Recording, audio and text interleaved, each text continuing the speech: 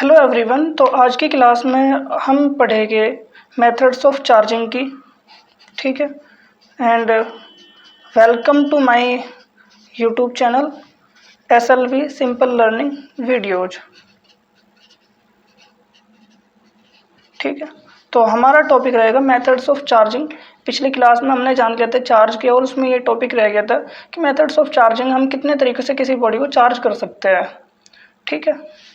तो कितने ऐसे तरीके हैं जिससे हम किसी भी बॉडी को चार्ज कर सकते हैं, किसी बॉडी के ऊपर हम चार्ज डेवलप कर सकते हैं। तो ऐसे केवल और केवल यूनिवर्स के अंदर 3 ही मेथड है। एक है आपका फ्रिक्शन, ठीक है, एक है आपका कंडक्शन,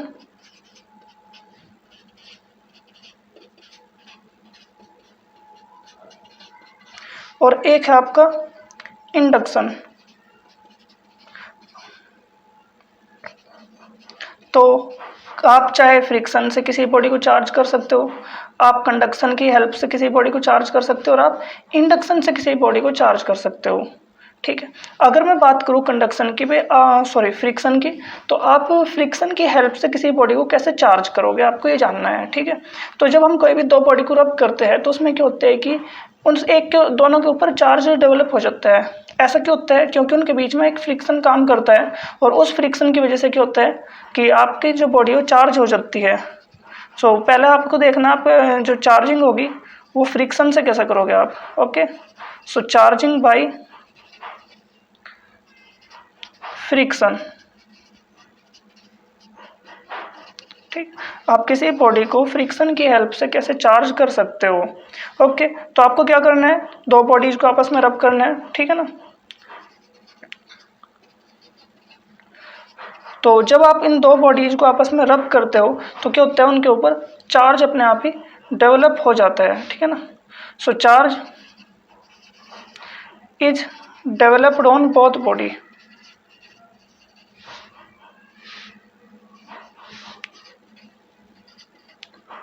अब ऐसा क्यों हुआ, अब आप ये मुझे बताइए। आपको पता है जो कोई भी एक एटम होता है वो कैसा दिखता है। अगर मैं एटम की बात करूं तो एटम में एक न्यूक्लियस होता है और उसके चारों तरफ क्या होता है, इलेक्ट्रॉन रिवॉल्व करते रहते हैं। न्यूक्लियस में पॉजिटिव चार्ज होता है, प्रोटॉन और न्यूट्रॉन होता है, इलेक्ट्रॉन के ऊपर नेगेटिव चार्ज होता है। तो जब आप किसी भी दो सब्सटेंस को रब करते हो तो उसमें क्या होता है कि इलेक्ट्रॉनों का लेन देन होता है, प्रोटॉन का लेन देन नहीं कर सकते हो। तो एक सब्सटेंस के इलेक्ट्रॉन दूसरे सब्सटेंस में ट्रांसफर हो जाते हैं, जिसकी वजह से क्या होगा, एक के पास पॉजिटिव चार्ज ज़्यादा हो जाएगा और एक के पास नेगेटिव चार्ज ज़्यादा हो जाएगा। ठीक है। तो फ्रिक्शन की हेल्प से हम क्या करते हैं, बॉडी के ऊपर चार्ज डेवलप करते हैं। और इसी को हमने पढ़ा था लेक्चर 1 में कि जब हम दो बॉडी को रब करते हैं तो उनको क्या होता है, उनके ऊपर चार्ज क्रिएट हो जाता है। अगर एक के ऊपर पॉजिटिव चार्ज हुआ तो दूसरे के ऊपर नेगेटिव चार्ज होगा। ठीक है। नेक्स्ट जो हम देखेंगे वो होगा आपका बाई कंडक्शन। ओके। अब हमें देखना है चार्जिंग बाई कंडक्शन।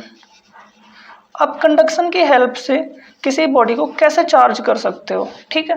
तो किसी बॉडी को चार्ज करने क्या तरीका होगा, अगर आप उसको कंडक्ट करा रहे हो, चार्ज को कंडक्ट कराना है, चार्ज का मतलब फ्लो कराना है। ठीक है।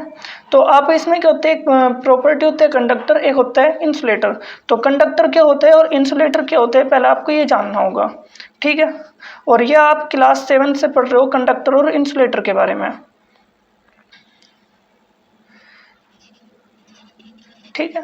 तो कंडक्टर और इंसुलेटर क्या, कंडक्टर क्या हो गया, जिसके अंदर से चार्ज का फ्लो जाए, है ना। तो इसमें क्या कर सकते हैं, चार्ज इजीली फ्लो कर सकता है। ठीक है। तो जिसमें इजीली चार्ज फ्लो हो जाए वो क्या होगा, आपका कंडक्टर होगा। और इसमें चार्ज फ्लो ना हो, जिसमें चार्ज कांट फ्लो चार्ज, ठीक है ना, जिसमें चार्ज का फ्लो ना हो सके वो क्या होगा, आपका इंसुलेटर होगा। एक इनके इंटरमीडिएट होता है जो होता है आपका सेमीकंडक्टर, जिसकी प्रॉपर्टी कंडक्टर और इंसुलेटर के बीच में होती है। लेकिन कंडक्टर के अंदर चार्ज का फ्लो होता है क्योंकि कंडक्टर में पाए जाते हैं फ्री इलेक्ट्रॉन्स। ठीक है। तो इसमें क्या होता है, have large number of free electrons. ठीक है। तो इनके अंदर क्या होते हैं, फ्री इलेक्ट्रॉन्स होते हैं या फिर फ्री चार्ज कैरियर्स होते हैं, फ्री चार्ज कैरियर्स। और ये फ्री चार्ज कैरियर्स क्या है, कंडक्टर के केस में इलेक्ट्रॉन्स है, मतलब जो इनके ऊपर चार्ज होगा वे चार्ज कैरियर के होकर पूरे सब्सटेंस के अंदर घूम सकते हैं। वे सब्सटेंस के अंदर फ्री है, इसका मतलब ये नहीं कि उसको आप सब्सटेंस से बाहर निकाल लोगे, ठीक है ना, लेकिन वो पूरे सब्सटेंस के अंदर फ्री है।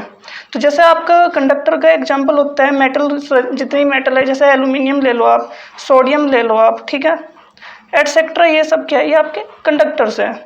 एल्यूमिनियम की आउटर मोस्ट सेल के अंदर अगर मैं इसके इलेक्ट्रॉनिक कॉन्फ़िगरेशन की बात करूं तो इसका एटॉमिक नंबर होता है 13 Al। तो इसका एटॉमिक नंबर होगा, इसके फर्स्ट ऑर्बिट में 2 इलेक्ट्रॉन होते हैं, सेकंड में 8 होते हैं और थर्ड में 3 इलेक्ट्रॉन होते हैं। ये इलेक्ट्रॉन न्यूक्लियस से क्या होते हैं, लूजली बाउंड होते हैं, और इसीलिए क्या होता है कि ये लूजली बाउंड होने की वजह से पूरे के पूरे सब्सटेंस में घूम सकते हैं, पूरे सब्सटेंस में चल सकते हैं, ठीक है। तो ये इलेक्ट्रॉन आपके फ्री इलेक्ट्रॉन हो गए, और ये आपको काफ़ी सप्लाई मिल जाती है फ्री इलेक्ट्रॉन से। तो हम मान सकते हैं कि जो आपका कंडक्टर उसके अंदर से फ्री इलेक्ट्रॉन है। हम ऐसे ही मानते हैं कंडक्टर को कि ये एक तरीके का क्या है, गैस है, ठीक है ना, मतलब जो आपके पास ये कंडक्टर है तो इस कंडक्टर के अंदर क्या हो गया, बहुत सारे फ्री इलेक्ट्रॉन हो गए, वे फ्री इलेक्ट्रॉन के होते हुए चलते रहते हैं। ये फ्री चार्ज कैरियर्स है, और इनके जब ये इलेक्ट्रॉन निकल गए तो इनके आयन्स भी यहाँ पर बने हुए होंगे। ये फ्री इलेक्ट्रॉन जैसे गैस के मॉलिक्यूल आपस में टकराते हैं, फ्री इलेक्ट्रॉन भी आपस में टकराते हैं, अपने पॉजिटिव आयन से टकराए गए फ्री मॉलिक्यूल, ठीक है, लेकिन इससे बाहर नहीं आ सकते, और इन्हीं की वजह से क्या होता है, चार्ज कंडक्ट होता है, ठीक है। अब अगर आपके पास कोई भी कंडक्टर है, उसको आप कैसे चार्ज करोगे, ठीक है, क्योंकि इसको रब करोगे तो रब करने से ये इलेक्ट्रॉन सीधे बाहर आएंगे नहीं, क्योंकि अगर आप इसको एक जगह से बाहर ले आओगे तो इसमें क्या होगा, चार्ज का फ्लो हो सकता है, ये अपने आप इसको न्यूट्रल कर लेगा किसी भी बॉडी से, चार्ज बॉडी से कॉन्टैक्ट में आके। तो हम इसमें क्या करते हैं, हम चार्ज बॉडी को क्या करते हैं, टच करा देते हैं, ठीक है। सो touch A charged body by with a conductor, ठीक। तो हम क्या करेंगे, कंडक्टर से चार्ज्ड बॉडी को टच कराएंगे, देन रिमूव इट, ठीक है, फिर उसको हटा लोगे आप। आपके पास कोई भी ऑलरेडी जो चार्ज्ड बॉडी है वो लिया आपने, और उसको आपने कंडक्टर से टच कराया, फिर हटा लिया, तो जो आपकी चार्ज्ड बॉडी है उसका चार्ज क्या होगा, कंडक्टर में ट्रांसफर हो जाएगा, और कंडक्टर में चार्ज चल सकता है तो कंडक्टर में यूनिफॉर्मली डिस्ट्रीब्यूट भी हो जाएगा, ठीक है, वो यूनिफॉर्मली कंडक्टर में सभी जगह फैल जाएगा।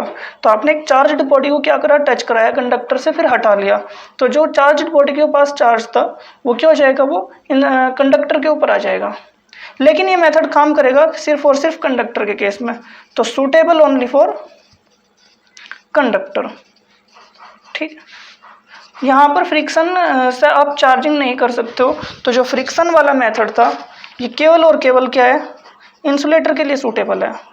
Okay, so this is suitable only for insulator,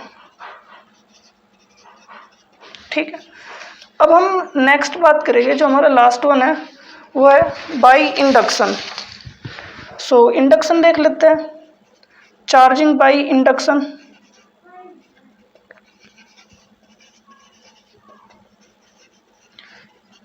देखो इसमें जो हम चार्जिंग करेंगे वो बिना टच करे करेंगे, है ना, चार्जिंग विदाउट टचिंग। हम कंडक्टर को ही चार्ज करेंगे, ठीक है, लेकिन बिना किसी चार्ज्ड बॉडी को टच कराए, ठीक है।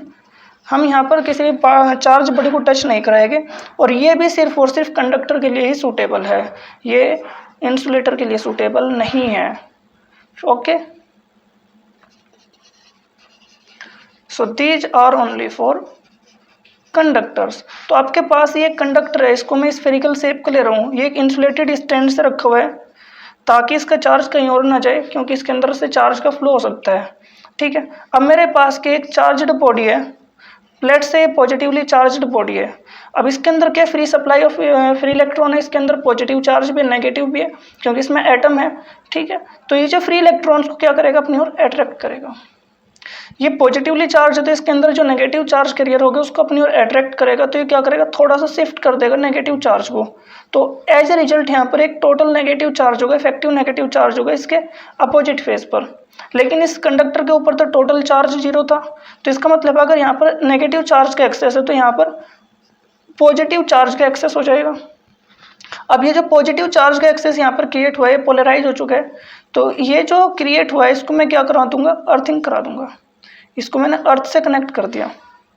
अर्थ क्या होता है, आपका चार्ज का एक बहुत बड़ा सोर्स होता है, चार्ज ले भी सकते हैं दे भी सकते हैं, इसके पोटेंशियल को ये जीरो कर देगा, मतलब इसको न्यूट्रलाइज कर देगा। तो ये क्या करा, ये न्यूट्रलाइज हो गया, न्यूट्रलाइज हो गया किससे, अर्थिंग से, ठीक है। अब इसके ऊपर ये चार्ज नहीं रहेगा, तो देखा जाए तो अब इसके ऊपर ओवरऑल नेगेटिव चार्ज आ चुका है, अब ये बॉडी नेगेटिवली चार्ज हो चुकी है, ठीक है। तो यही आपका इंडक्शन था। अगर आपके पास इसके अपोजिट हो, ये आपके पास क्या है, स्फीयर है, मेटल का स्फीयर है, ये कंडक्टर है, क्या है ये, कंडक्टर है बेसिकली, और आपने इसको एक इंसुलेटेड स्टैंड के ऊपर रख रखा है, और इसके नज़दीक आप एक नेगेटिवली चार्ज बॉडी लगते हो जो नेगेटिवली चार्जड है, ठीक है। तो ये क्या करेगा, फ्री इलेक्ट्रॉन्स को रिपेल करेगा और इसके पॉजिटिव चार्ज को अट्रैक्ट करेगा। तो जब रिपेल करेगा तो इसके अपोजिट फेस पे क्या होगा, इस वाले फेस पर रिपेल करने की वजह से ये इधर की तरफ नेगेटिव चार्ज का एक्सेस होगा, ठीक है, और यहाँ पर क्या होगा, पॉजिटिव चार्ज का एक्सेस होगा, लेकिन इसके हम क्या करेंगे, अर्थिंग करा देंगे, ठीक है।